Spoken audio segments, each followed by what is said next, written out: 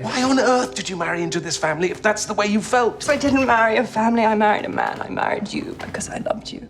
Welcome to WatchMojoUK, and today we'll be counting down our picks for the top 10 Princess Diana moments in The Crown. Before we begin, we publish new content every day, so be sure to subscribe to our channel and ring the bell to get notified about our latest videos. For this list, we'll be looking at the best and most interesting scenes starring Diana, Princess of Wales, in The Crown. Oh, you clever thing.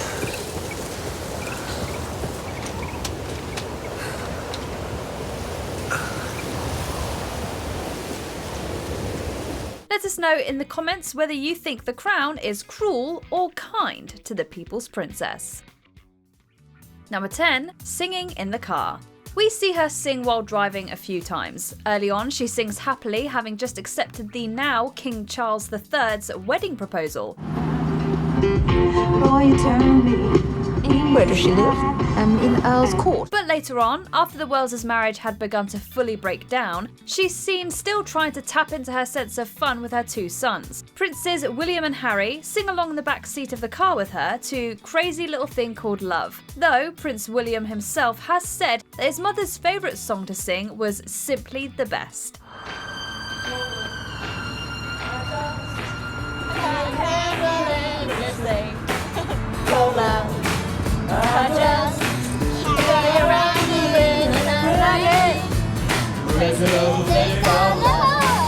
Interestingly, neither of the princes are wearing seatbelts. That's because they weren't legally required to be worn in the back seat until 1991. Number 9. Trying to call off the wedding. Yes, ma'am? I need to speak to the Queen. I need to speak to her. The episode Fairy Tale goes from the happy days of Charles's proposal through to their 1981 wedding at the end. But a lot happens during that time. Diana first discovers that Charles's heart truly belongs to Camilla Parker Bowles. She's left lonely and isolated in Buckingham Palace, and eventually she tries to cancel the entire wedding. It is absolutely essential that I see the Queen. This wedding can't go ahead. It'll be a disaster for everyone. The Queen won't give her the time of day to air her grievances, and a quiet argument between Charles and Diana in St. Paul's Cathedral leads to Princess Margaret also trying to get the wedding called off. Charles loves someone else. How many times can this family make the same mistake? Though this is a bleak moment, it goes to show that even then, Diana was trying to advocate for herself, though she went ignored. Everything all right in Gloucestershire?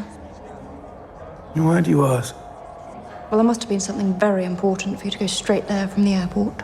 Number 8. Going against Bashir. In 1995, the BBC aired a bombshell interview with the Princess of Wales on Panorama. My brother called me. He's a little concerned. What about? You. It later came out that the journalist involved, Martin Bashir, had attained the interview through fraud. In Series 5 of The Crown, the audience sees all this play out in painstaking detail. Bashir presents his forged bank statements and repeatedly gaslights Diana into believing everybody except him is spying on her for the intelligence services, including her trusted brother. He said he made notes in your first meeting, which didn't tally with the notes he took in the second. In the first, you said MI5 were watching me, and in the second, you said MI6. Actually, I think it could be both. But The Crown did show us Diana trying to unravel Bashir's lies, only to be fooled again. I think they might have gone to your brother. No. These are serious people. That kind of change of heart is just too irrational. The public already knew that this interview wasn't Diana's fault, but now we see her exonerated once more. Number 7. The Stag. His Royal Highness the Duke of Edinburgh has requested you accompany him stalking this morning. How strict the so-called Balmoral test is depends on which person you ask. Some historians will say it's a strict unspoken challenge, while others will say The Crown was closer to fiction this time around. Great excitement gripping the household. Oh yes, the Stag. It's all anyone could talk about at dinner last night. Diana certainly did visit the royal family at Balmoral early in her courtship with Prince Charles, however, and her second time in Scotland did make her an appealing future wife for the future king. And while in real life she did not go hunting with the Duke of Edinburgh, this moment in the show serves to blatantly tell us that Diana does, despite everything, fit in with the royals, and wins Prince Philip's approval. He's a beauty. Right. I have Diana to thank. Oh, no, I did nothing. No, You spotted him, not me. But you shot him, sir. Number 6. A Midsummer Night's Dream. Before settling on Diana, Prince Charles was seeing her older sister Sarah. Sorry, I'm not here. I was given strict instructions to remain out of sight. Sarah was only 7 years younger than Charles, as opposed to the almost 13-year age gap between him and Diana, so initially seemed a more natural fit. Your Royal Highness. But it was through her that he was eventually introduced to Diana herself, when she was only 16. We see this play out when he goes to visit Sarah and finds himself charmed by Diana, in a costume as a fairy from A Midsummer Night's Dream for a school performance. It's a complete disaster. We're doing A Midsummer Night's Dream at school. I love Midsummer Night's Dream. Charles in real life is a huge fan of Shakespeare and was even once president of the RSC, and they bond over their enjoyment of the Bard. I won't say a thing. Thank you, sir. Number 5. Uptown Girl. To someone who doesn't know their pop culture, this entire scene must have seemed awfully bizarre at first. But yes, Princess Diana really did dance to Uptown Girl at a gala for Charles's 37th birthday. It was her birthday gift to him, and a way for her yet again to explore her love of dance and theatre. She joined professional dancer Wayne Sleep, who really was shorter than the princess, as she stood at 5'10" on stage.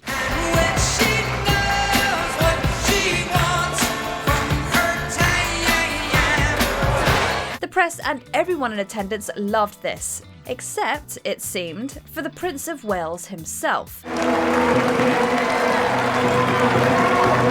Happy birthday! And now, more people than ever can enjoy it as it was meticulously recreated for Netflix.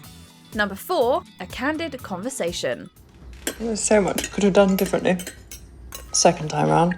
Nearly all of The Crown Series 5 is focused on the ailing marriage of the Waleses, and finally, at the end, we see their divorce agreed upon, terms of which were negotiated by Prime Minister John Major on screen, though likely not in real life.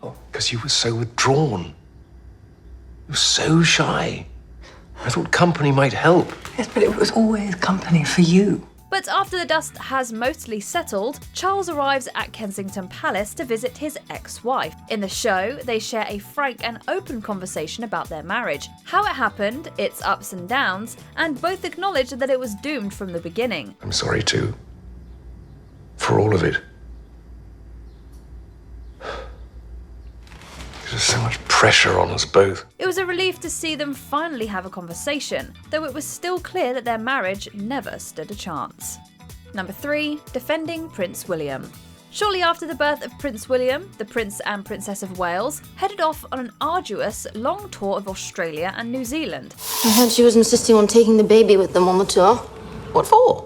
As a stabilising influence. Though the Queen didn't see any issue with leaving young children at home to be taken care of by nannies, it's not what Diana wants, and she adamantly defends her right to be a present mother for Prince William. I always made it perfectly clear. No baby, no me. And everyone accepted that, and as I understand, has worked very hard to change plans that were set in stone. She argues confidently against Charles's somewhat cold private secretary, who doesn't see why she doesn't want to leave William alone for long. My point is that this child is not just beautiful, this child is perfect in every single way. So why should you expect me, as his mother, to be without him for 1 second, let alone 2 weeks? Diana's care for her 2 sons and direct involvement in their lives, in contrast to the older generation of royals, remains an enduring part of her legacy. Number 2. Roller skating.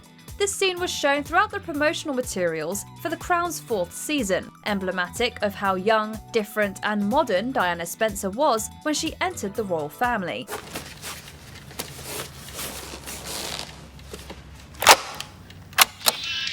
We see her don some very era-appropriate roller skates and go gliding through the gilded halls of Buckingham Palace, listening to Duran Duran on a cassette player.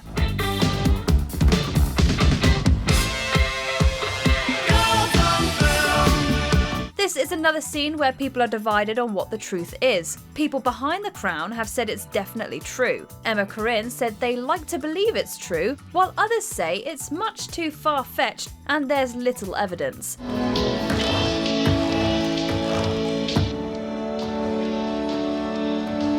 We do know that Princess Diana liked having fun though. Number 1. Visiting New York.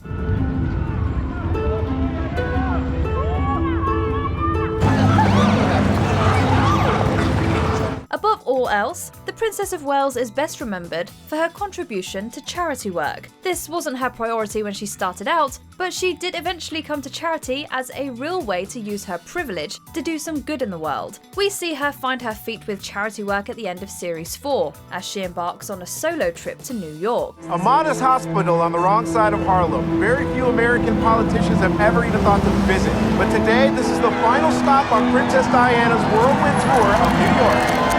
Famously, Diana helped to remove some of the stigma around AIDS victims by allowing herself to be photographed hugging and shaking hands with them.